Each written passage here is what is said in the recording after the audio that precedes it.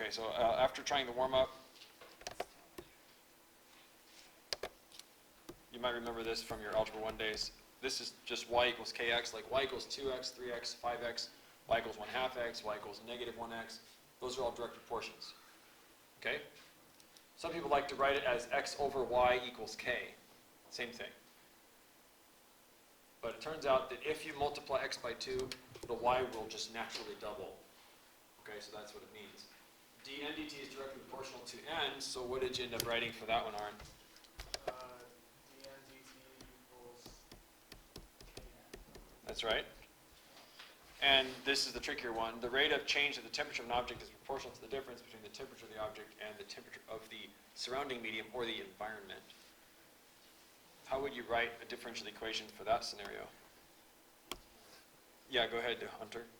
Would it be, I don't know what you do, temperature? Maybe capital T. Okay, so d capital T over d lowercase t equals k, and then t I minus t delta t. Okay, so temperature of the object. Final minus initial. Yeah, that's sort of the idea. We have temperature of the object and temperature of the environment. We've already declared the temperature of the object to be capital T. So now we just need something that represents temperature of the environment. So some people would put like T sub E here or something like that. Okay, so what's going on is we're trying to talk about real life examples, right, where differential equations pop up. Okay, because differential equations are actually all over in the real world. Okay, so you might actually set a turkey on a table, let's say Thanksgiving time, and you might have just gotten it out of the oven, so you know that turkey's at 450 degrees, or whatever you cook turkey at. Sitting right there on the table, the room is 75 degrees, nice comfortable room, and the turkey, of course, is cooling. Well, it turns out you could actually kind of measure how fast the turkey's losing its temperature, and it turns out it has something to do with how hot the turkey is at that instant. Okay? So it's an interesting phenomenon, but it's not unusual. The turkey starts off very, very hot, sitting in a relatively cool room, and it loses temperature very quickly. As it loses temperature, it's no longer so very hot, and when it's not so very hot, it doesn't lose as much so quickly. So it's kind of like the speed of the temperature is related to the current temperature. Okay, I want you guys to say that to each other. Just say this: the rate of the temperature change is proportional to the actual temperature change, or the actual temperature. The rate of the Interesting idea. The rate of the temperature change is proportional to the actual temperature at that instant. Okay, let me give you the handout for today. And this actually is true it's not only true with like temperature, but it's true with many natural phenomena. Right? exponential growth multiplication for this is what pre-calculus. Hey, because it comes from different situations, where it came from. Okay, we're going to start on the side that says exponential growth and decay. Before we do, real quick, you might want to transfer some of these simple ideas to your handout. For example, you might want to write the second one, dn dt is directly proportional to n. That translates directly into mathematics as dn dt equals kn. That's very important, you guys, on the AP test. Sometimes they'll just give you a diff EQ, like in red.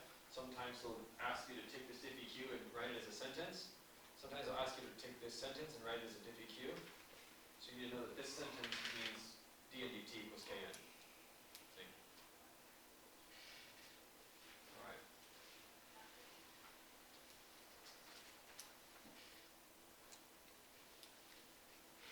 Okay, so that's sort of the important thing to take away from the warm-up. The basic idea, and you might want to copy this somewhere on your sheet as well, is that there are many natural phenomena where the rate of change of a quantity in an instant, or at an instant, appears to be proportional to the quantity at that instant. So this is a very important idea. I think you should copy it down onto your paper.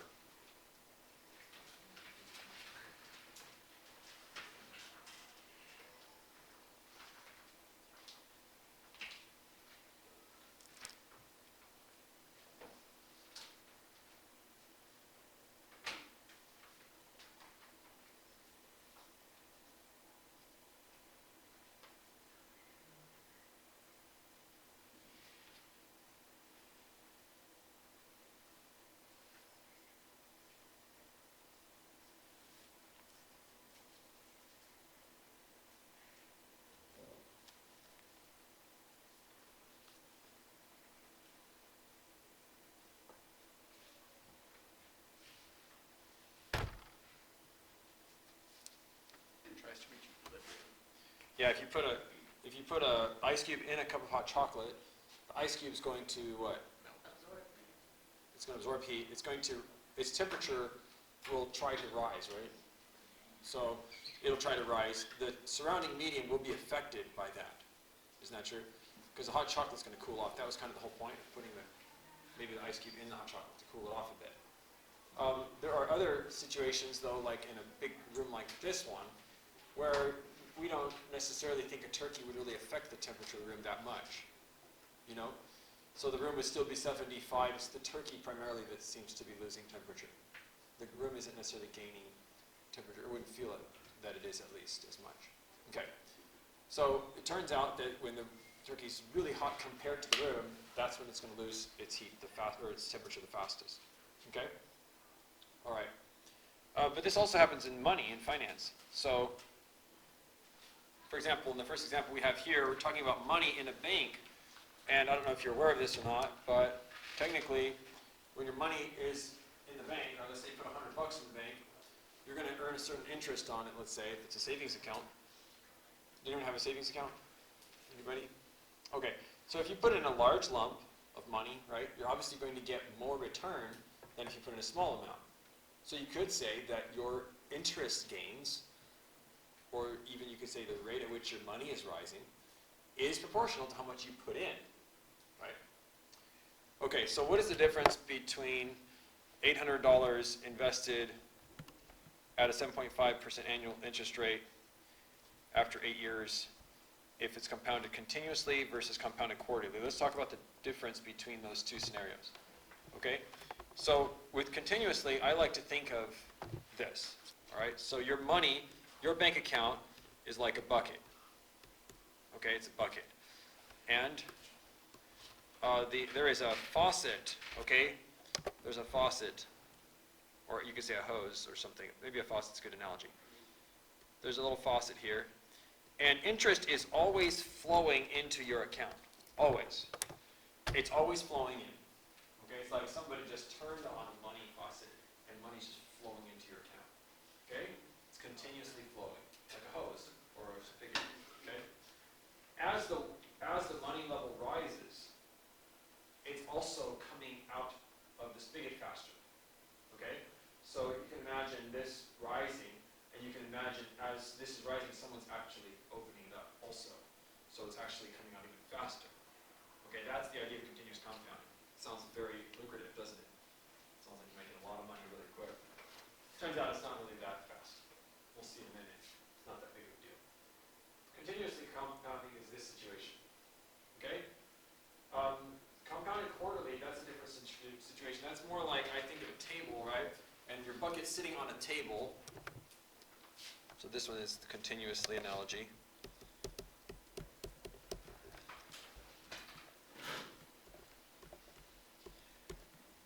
Quarterly or monthly, those kinds of compounding is a little different. Your bucket's sitting on a table, and it has money in it, but somebody comes into the room once a month down at the bank, let's say, or once a quarter down at the bank, looks at what's in your bucket and says, oh, you have that much money? I'll give you a little interest. Then they come back the next quarter, that's 3 months later, and they do it again. And they look, oh, you got that much money in the bucket, I'll give you interest on that. And they do this, 4 times a year, quarterly. Or maybe they do it monthly. They come in every month and look, oh, that's what's in your bucket. Here's a little money. Okay? Oh, you got a lot in this tank. I'll give you a little more. It's not the faucet idea. It's just more of like a drip-drop idea, where it's just dripping in, every now and then. So those are sort of the two differences. I don't know if you can understand these analogies or not. Okay? You learned a formula for this back in pre-calc days, and a formula for this back in pre-calc days. But what I'd like to do is to kind of, I'll let you use the formulas if you want, but I want to show you where they come from. Okay? Because I think that's really important. Okay. So normally, if we're going to do a continuously compounding problem, right, say in pre-calc or algebra 2, you wouldn't even think about any of this stuff. You would just say, where's my formula? Well, the formula is this one. It says A, the amount of money you'll have, is the original amount you put in times e to the rate times time. This is just a formula that you were given last year on a silver platter with no context, no explanation, like where is it coming from, who knows, who cares, just use it, shut up and plug in the numbers. That's what pre-calc was. It was shut up and plug in the numbers. There was no explanation for anything. It's just a bunch of mechanics. That's why some people think it's a waste of time. Okay? All right, so we're going to see right now where that came from. According to this basic idea of the day, we believe that your money rate should be proportional to the amount of money you have.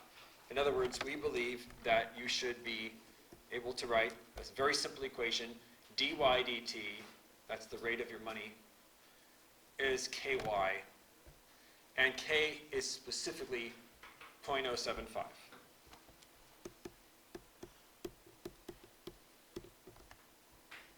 So the rate of change of your money with respect to time is directly proportional to the amount of money you have at that instant. Okay, let's just see where this leads us. Today I'm going to actually do it where you just move the dt to the other side.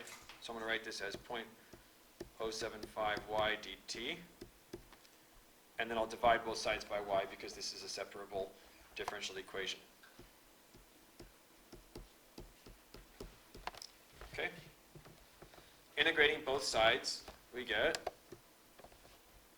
left side is dy over y, just a y on the bottom, sorry about that, dy over y. And integrating the right side like that, we're going to get ln absolute value y equals, and then what is the integral of 0.075? It's just going to be 0.075t, right? Plus c. So we'll need a plus c here. We'll use the lowercase c right here. Okay, so this is from the previous line. Okay, so plus c. Exponentiating both sides, that just means getting rid of our ln. You can see what we would get. You would get just absolute value y, then it would just be basically e to all this garbage here, and that's already on your paper. And this is interesting, pay very close attention. We're going to write the e to the 0.075t plus c as e to the c times e to the 0.075t. That's right there on your paper already. Just copying it because it's a little hard to see.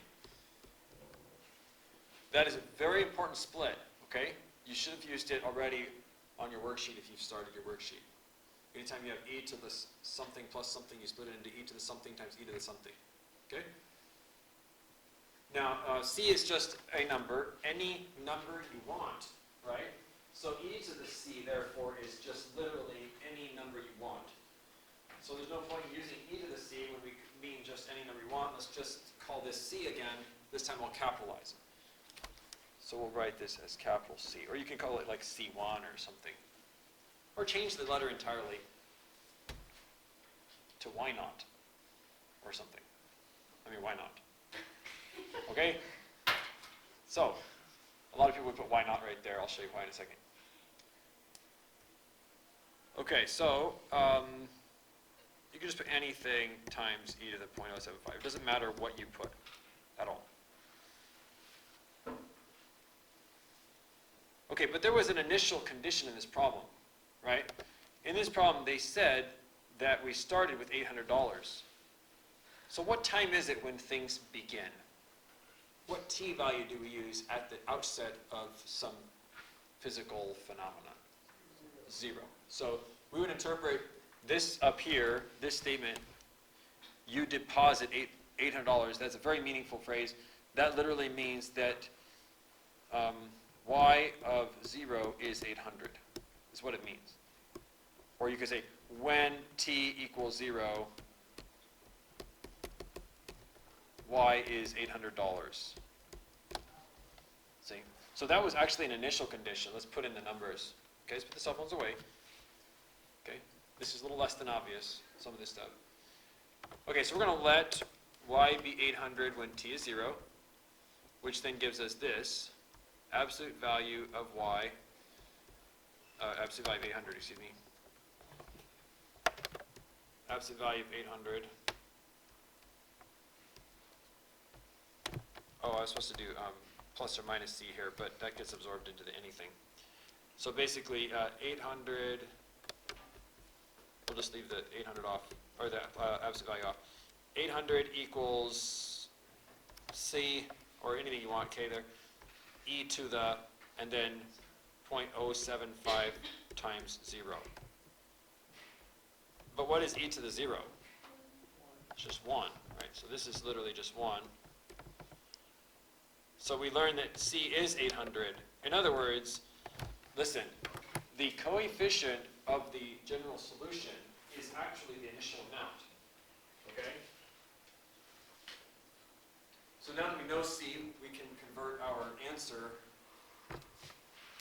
CE to the 0.075t. We can be more specific now. We can write that as 800e to the 0.075t. Now, does this look familiar to you? So like A equals A naught ERT. Yeah, it's this formula at the top that I just circled in purple. Okay? It's the same formula. But instead of being given that, we're actually deriving it from the idea that your money grows at a rate proportional to the amount you have. So I actually started with some very simple, basic physical principle and derived an equation. This is way better than memorizing an equation. You want to reach the point where you understand the laws of nature, and then you derive formulas. You don't want to try to understand nature through formulas. That just doesn't work forever, okay? So there it is. A equals A naught e to RT. Interesting. Next time we'll just use that formula, granted, but at least now we know it just came from a simple diff EQ. dy dt equals ky. Okay, now we can use our model. This is called model, right? You can use it to find how much money you'll have after 8 years. You just plug in 8 for the time, and you get basically 800 times e to the 0.075 times 8, and you'll need your calculator. I think I have the answer here somewhere, although I might have misplaced it. I think this is it right here. The answer is $1,457.70.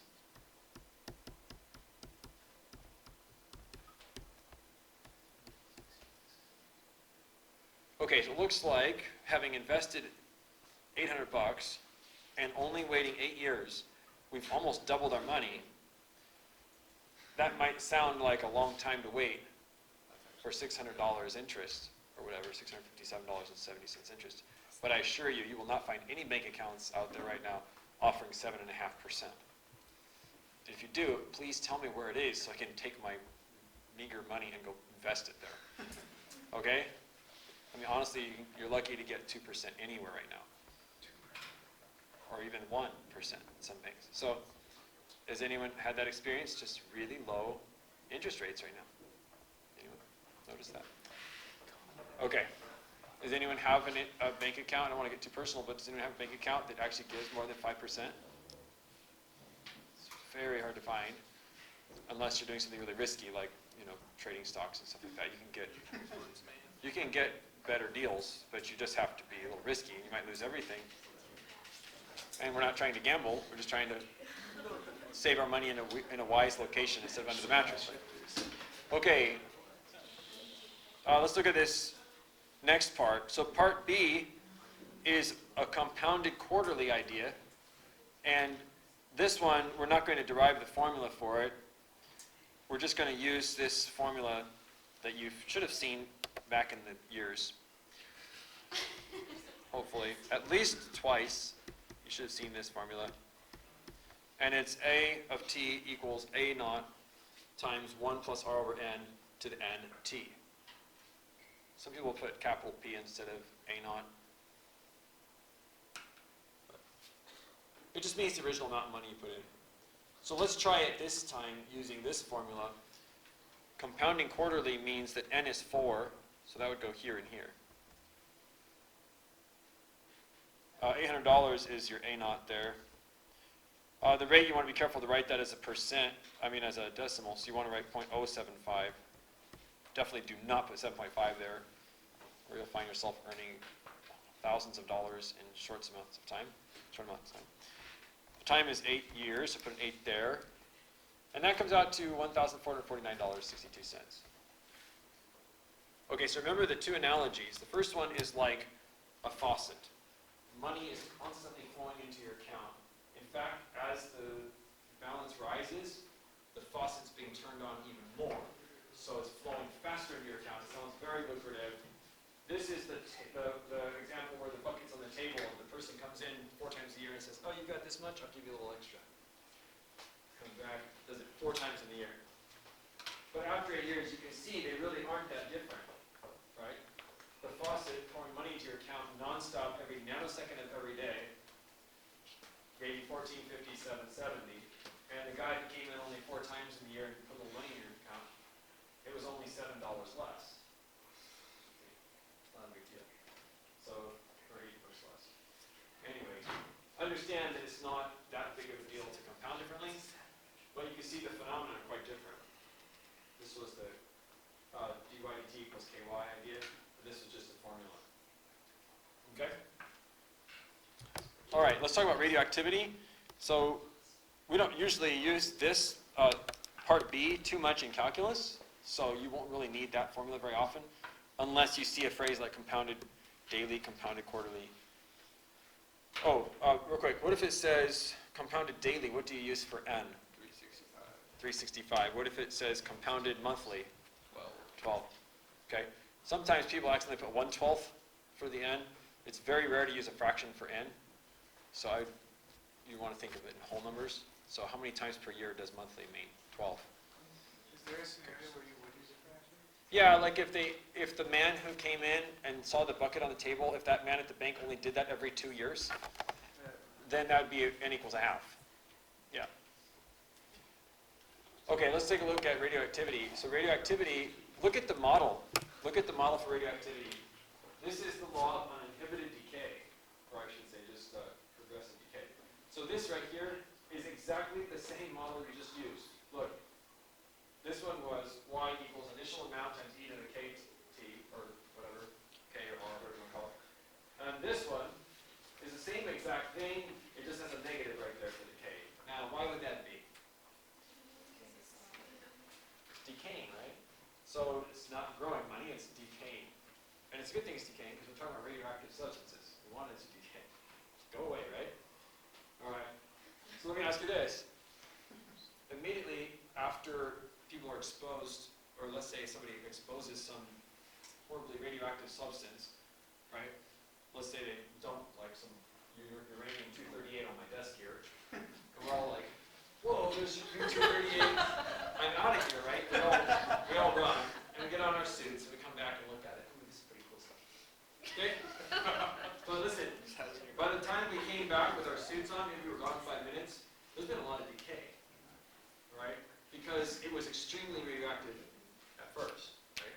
So it's decaying, it's decaying, it's decaying, and then when you come back later, it's going to take longer, see, to go down. So it's like a progressively longer time to decay by half. So I think uranium-238 takes a very, very long time to decay down to half the amount. And then you have to wait that same amount of time to get down to 1/4. See?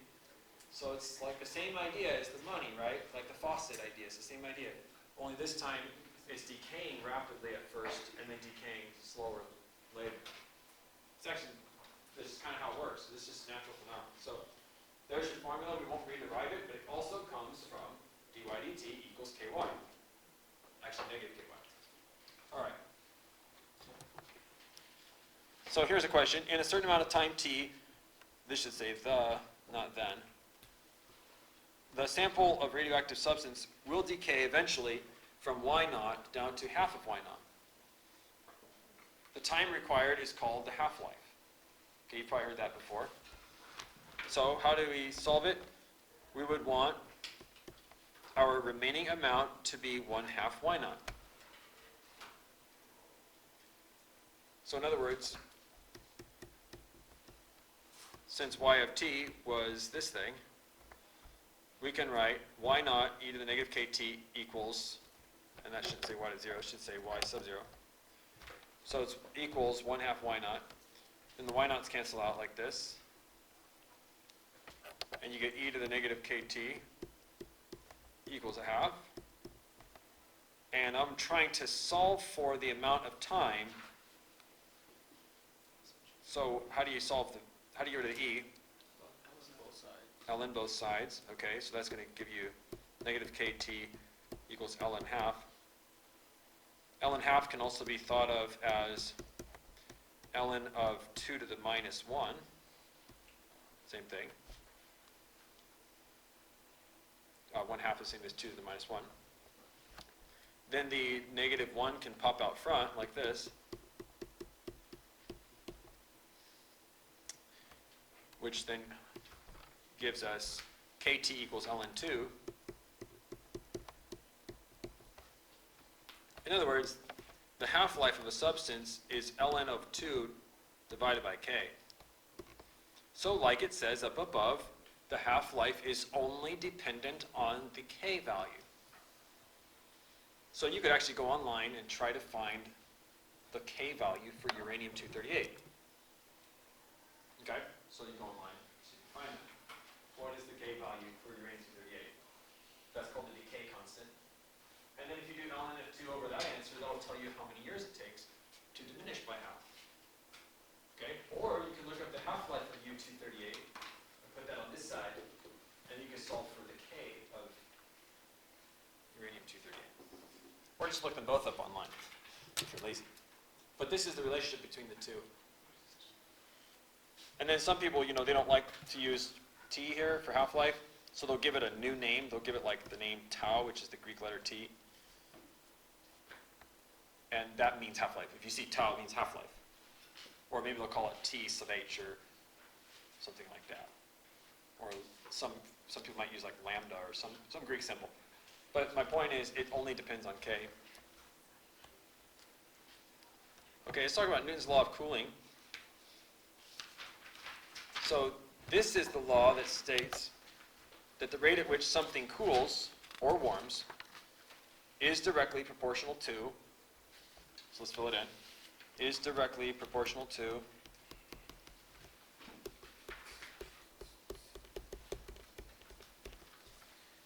the difference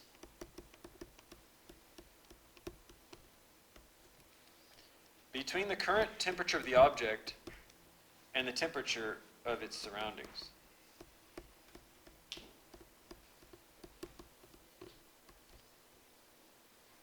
Now, without peeking back at your warm-up, can you write that differential equation again?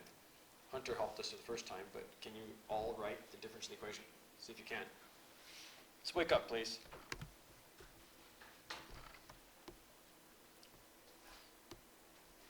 It will never be that exciting. I could do a handstand. I'm going to do a handstand. Okay, I did not record the last part, but I was just asking you to fill it in, so if this is what you got, you did it right. Okay. All right. Maybe we need to insert the handstand too, somewhere in there. Okay, K is a different constant that applies to the material. So, for example, turkey has its own K. I'm not talking about the turkey in the middle of the word, like the K. I'm not talking about the K in the middle of the word turkey. Turkey has a K, coffee has a K, hot chocolate has its own K value. Whatever, an ice cube has its own K value, whatever. So, just depends on the substance. Yeah, coffee can be spelled with a K, I suppose. So what is my basic idea for this topic? In the case of temperature change, in a given constant temperature environment, a hot object in a cold room cools quickly at first, but cools slower as the temperature of the object increases reaches the environment's temperature. So, how do you solve this? This is hard, okay? This is a hard one. So let's go ahead and write the diffie-q. I'll use black from now on. The goal is to solve for t, but we have a bit of a problem. There's a t on both sides, and one of them is buried in the derivative. See? So how are we going to get this solved? Well, first thing we can do is move the dt to the other side, like that. And then we can integrate both sides. But first we have to separate the variables. So we're going to go ahead and divide by t minus ts, like this.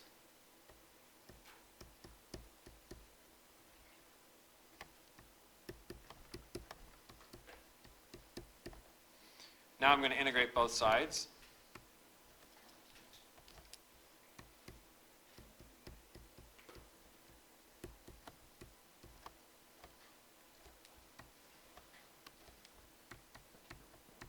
Like that.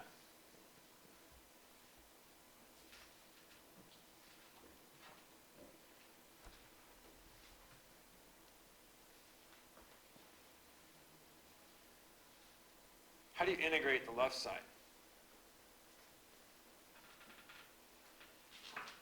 Do you recognize it? 1 over, you can think of it as, basically think of it as integral of, 1 minus x dx. Like, how would you integrate that? How would you integrate that thing? Or I should say x minus 1, technically. It's like the integral of 1 over x minus 1. What would be the antiderivative of this? You got it. ln absolute value x minus 1. That's right. That's exactly right.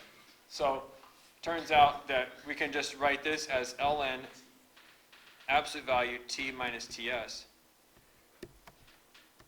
Now, I'm not going to, I don't need the dt anymore, I just integrated. I'm not going to put the absolute values. And the reason is, the temperature of the object was already hotter than the temperature of the environment. So T minus Ts is already positive. We're talking about something that's cooling off here. So if it's cooling off, its temperature is naturally already higher than the surroundings. So it's not necessary to have an absolute values here. Okay? Now if it's a cold object in a hot room and it's warming up, then actually what would happen is you would need absolute values here. And then you would actually need to understand, oh, well, Ts is larger, so then you would actually flip these around. So, okay, well, what is the antiderivative of k? Remember, k is a number, kt. And we need a plus c on one side or another, so we'll pick the right side. And from here on out, we can just basically do the e to the, on both sides, So you get t minus t sub s equals e to the kt plus c, which I told you we would start writing as e to the kt times e to the c, which we'll then just interpret as capital C e to the kt. In other words, this is our conclusion, that t minus t sub s is c e to the kt. The only difference between this and the previous side, if you flip your paper over, is there is one more number right here, Ts. That wasn't there before, but other than that, this is the same formula as the money one and the radioactive decay one. It just has an extra T sub s right there. Okay, let's plug in the initial condition. Let's let little t be 0, and we'll call capital T, T naught. So it would look like this. T naught minus T sub s equals C e to the k times 0. This, of course, is just 1. So we learned that basically C is T naught minus Ts.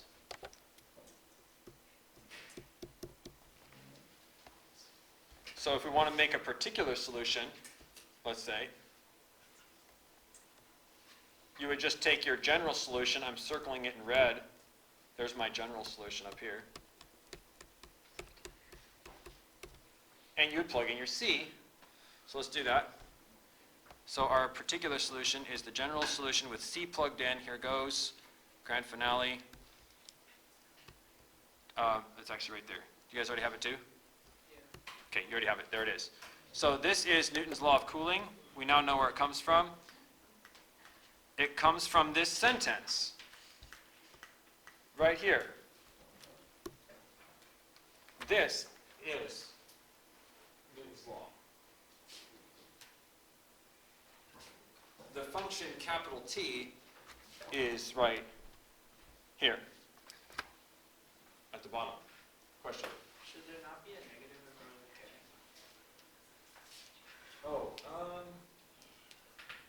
The K, I see, my solution's a little sloppy here. There should not be a negative in front of this K here. That's a mistake. Sorry, that's a typo. The k's are naturally negative when something's cooling. Or if you want to assign k to be positive, then you'll include that negative there. The point is your power should always be negative if something's cooling. So either you can make the k negative, or you can make sure to put a negative there. But if you want it to cool off, you need a negative there. If it's heating up, then that'd be a positive. Yeah, technically though, it doesn't pop out of my work, right? Okay. So you guys already know which problems you're going to do, right? Because they're listed right at the top of the front side, right here. Those are not due tomorrow, those are due Friday, okay? And you guys can just use the laws, like you do not need to rederive anything, but I hope you understand that these both came from the same basic principle, dy dt equals ky, and also the Newton's law version of it. So here's a little summary for you. Did I have a summary on your paper too? Did you guys have a little summary at the end? Yeah, this little summary, it just says that the law of exponential change states that if y changes at a rate proportional to the amount present, that is, if dy dt equals ky, and if y is equal to y naught minus z0, then y is always equal to y naught minus at. The constant k is called the growth constant if k is positive, or the decay constant if k is negative. There's Newton's law of cooling. Yes? We have 2 assignments today. No. I'll give you... Oh, yeah, don't pay attention to that. That's page 346. That's shouldn't be on the board anymore. Yeah, so tomorrow is the DiffEQ worksheet. And I have some time if you guys started the DiffEQ worksheet, I can help you answer questions on it. Does anyone need anything answered on that? The quiz is still tomorrow, right? Yeah, tomorrow's quiz is just a brief, like 4 or 5 integral quiz. It's not supposed to take a long time or anything. Wait, so which methods are we should we study? Oh, good question. So for tomorrow's 4 or 5 point quiz, that one has IBP, which remember can manifest itself as tabular or free lunge, right? That's all falls under IBP, integration by parts. So there's like traditional integration by parts, or tabular, or the free lunge, or 2 of those 3 or all 3. Okay, and then there's the integration by substitution, just classic U substitution. And then there's change of variables. That was in your warm-up a few days back. Okay, I forget which day, maybe last Friday or last Thursday. Which one's this video one? That's parts. Oof minus fadoo. That's integration by parts. It's also how you begin a free lunch problem. And then there's some that are just memorized, right? You should know like the antiderivative of 1 over 1 plus x squared and just things that you've memorized, you know. That's never going to change. So, okay. Any specific questions, though, on the worksheet that I gave? Probably haven't tried it all yet. Okay.